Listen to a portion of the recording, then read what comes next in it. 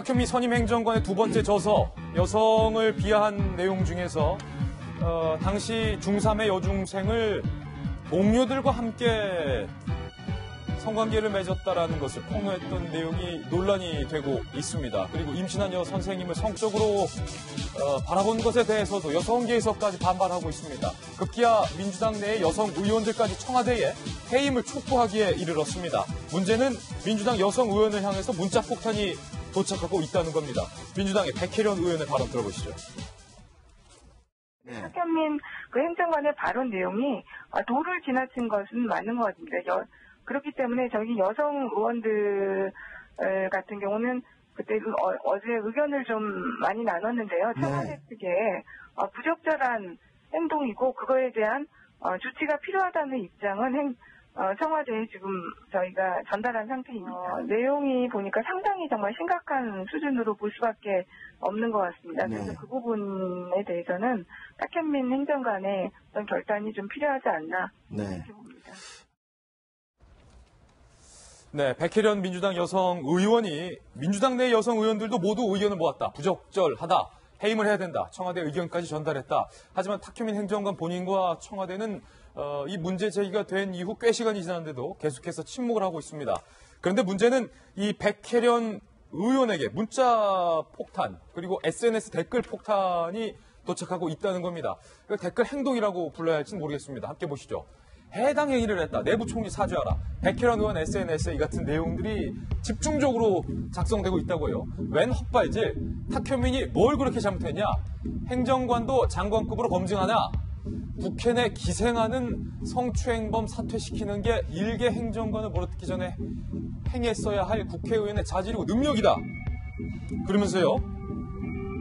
탁현민 공격은 주강덕이 불법 취득한 서류를 덮기 위해 적폐들이 짜고 하는 짓이다. 적폐라는 단어가 나왔죠. 한국당은 두고 만만한 사람만 공격하는 저 도덕적 순결주의. 백혜련 씨는 빨리 민주당 떠나시고 국민의당에 나가라. 국민의당이 아무데나 가면 됩니다. 국민의당에 나가라.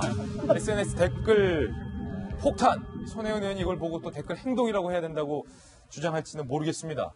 그런데 오늘 저희 돌직구쇼에서 단독으로 취재한 결과 민주당의 손혜원 의원이 이 같은 댓글 폭탄 혹은 문자 폭탄에 의해서 문자 행동으로 불러야 한다라는 발언 이후에 저희 돌직구쇼 취재 결과 국회의원의 정보와 국회의원 사무실, 연락처, 국회의원의 이메일 그리고 국회의원의 SNS 주소까지 연동이 될 수 있는 휴대전화 어플리케이션이 출시된 것으로 저희 돌직구쇼 취재 결과 확인이 됐습니다. 모든 국회의원 명단도 포함이 돼 있고 사무실 전화도 연결할 수 있고 SNS에 이른바 문자 폭탄 또는 문자 행동을 바로바로 할 수 있게끔 만들어져 있어서 이 같은 문자 행동 어플리케이션이 상당히 오늘 저희 보도 이후에 논란이 될 것으로 예상이 됩니다. 제목은 문자 행동, 부제는 내 손 안에 민주주의라는 것인데 과연 이게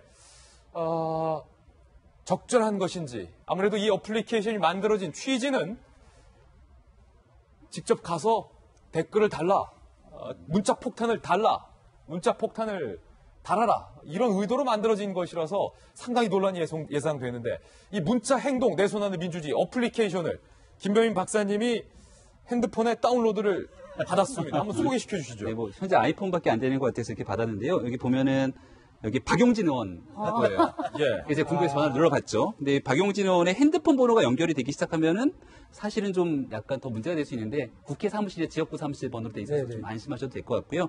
다만 여기에 대해서 이제 버튼을 누르게 되면은 SNS 계정이나 이런 게 연결되기 때문에 이거를 잘 활용하면 좋은 상황이 올 수 있겠으나 악의적이고 의도적으로 정당별로 쫙 나오게 되는 겁니다. 자, 문자 폭탄 게시해갖고선 쭉 누르게 되면은 사실 엄청난 문제가 될 수도 있는 소지가 있기 때문에 좀 고민이다라는 말씀을 드리고 싶고요. 저는 앞서 백혜련 의원에 관한 얘기를 조금 더 드리고 싶어요. 그러니까 백혜련 의원이 어찌 보면 굉장히 용기 있는 행동을 한 겁니다. 그러니까 여성 의원으로서 생각했을 때 도저히 납득할 수 없는 일에 대해서 사퇴가 아니라 적절한 조치를 취해달라고 청와대에 건의를 했다라는 거죠. 분명히 저는 여기에 대해서 백혜련 의원에게 반대되고 악의적인 댓글을 다는 사람들한테 묻고 싶은 게요. 아니 이분들 많은 사람들이 자유한국당의 김연아 의원을 보면서 와 정말 소신 있는 행위에 감탄한다고 얘기하잖아요. 그러니까 자유한국당의 김연아 의원 같은 경우는 모든 사람들이 다 같이 불참할 때도 혼자 가서 앉아 있거든요. 그럼 더불어민주당이나 문재인 대통령을 지지하는 분들 입장에서는 김연아 의원의 용기에 감탄한다, 이런 소신 있는 행동은 필요하다라고 얘기를 하는 것처럼 백혜련 의원에 대해서도 정당의 전체적인 입장이 나오진 않았음에도 불구하고 개인적인 한 명 한 명이 국회 헌법기관이기 때문에 잘못된 문제를 지적할 수 있는 부분에 대해서도 당신의 용기에 감복한다는 얘기를 해야 되는데, 그것들을 이와 같이 댓글로서 정말 악의적인 내용들을 쏟아내게 되면 엄청난 문제가 아닐 수밖에 없다는 생각이 들고요. 여기에 대해서도 이런 어플리케이션 만들 거면은 제목부터 문자 행동이 아니라 정말 국회에 대한 의정활동 참여할 수 있는 어플리케이션 이미 많이 있습니다. 근데 꼭 이거 이렇게까지 해야 되는지 안타까운 얘기 좀 드리고 싶어요. 문자 폭탄에 대해서 민주당의 손혜원 의원이 이건 문자 폭탄이 아니라 문자 행동이다 라고 오히려 경고를 해야 할 국회의원이 이것을 격려를 하고 나서 벌어지고 있는 일련의 행위들인데, 손혜원 의원이 이렇게 페이스북에 올렸죠. 제가 제안하는 문자 폭탄을 대신하는 브랜드, 문자 행동이다.